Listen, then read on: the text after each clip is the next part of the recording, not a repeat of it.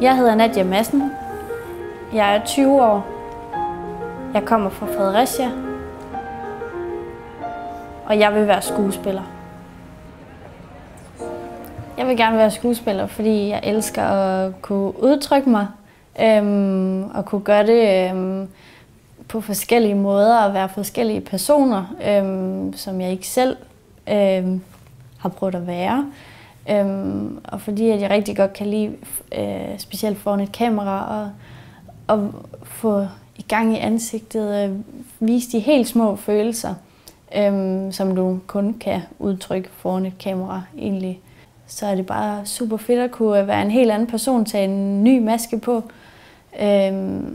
og specielt at dykke ned i andre personligheder, andre livsstil, end den jeg lige selv kender til. Jeg tror selv på, at jeg kan blive skuespiller, men jeg har selvfølgelig også haft en del tvivl. Jeg har flere gange tænkt, nej, nu skulle jeg være noget andet i stedet for skuespiller, fordi det var simpelthen for hårdt. Men jeg tror også, at de gange, hvor jeg har tvivlet, det har også gjort, at der må jo ligesom være en mening med, at det er det her, jeg vil. Og det har jo så gjort, at jeg vil det endnu mere. Og at jeg skal bevise, at jeg godt kan, specielt over for alle dem, som har tvivlet på mig.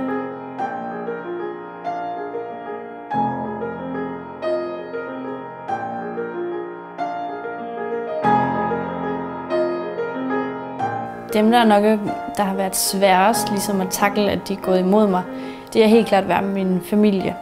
Min søster, hun har interesseret sig meget for medicin, og det har jo været det perfekte i min fars øjne. Jamen, det har bare været deres ting, hvor jeg stikker fuldstændig ud for det.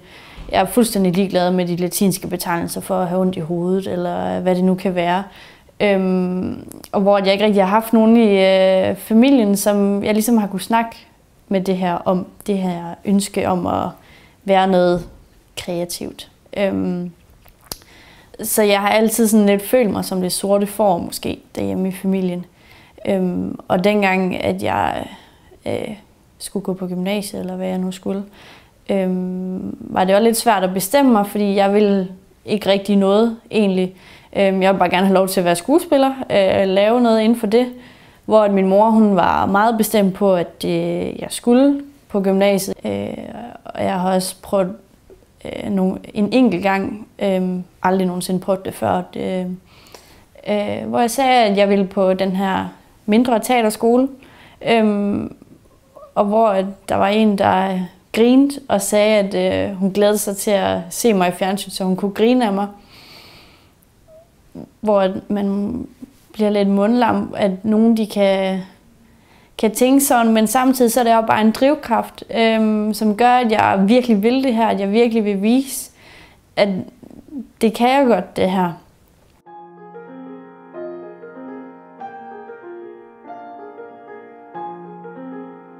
Rigtig mange tror ikke på den her drøm om at blive skuespiller, men det er ligesom også det, der har gjort, at jeg tror på drømmen.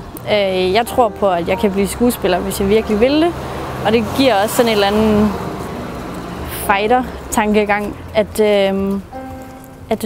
at der er så mange, der ligesom går imod og sætter spørgsmålstegn ved det. Det gør, at man hellere ved det, at man går meget mere efter, at man kæmper for det. Nu har jeg så en optagelsesprøve lige om lidt på en privat teaterskole, som ligger i Aarhus. Og der er jeg selvfølgelig super nervøs. Og jeg ved også bare, at det er det, der skal til, for at jeg ligesom kan komme videre.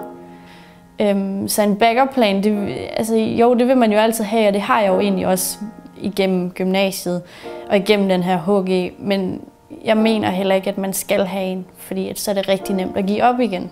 Selvom det er super svært, og der vil være rigtig mange gange, hvor man måske ikke lige kan få sin vilje, så ved jeg bare, at det her det er helt klart min drøm.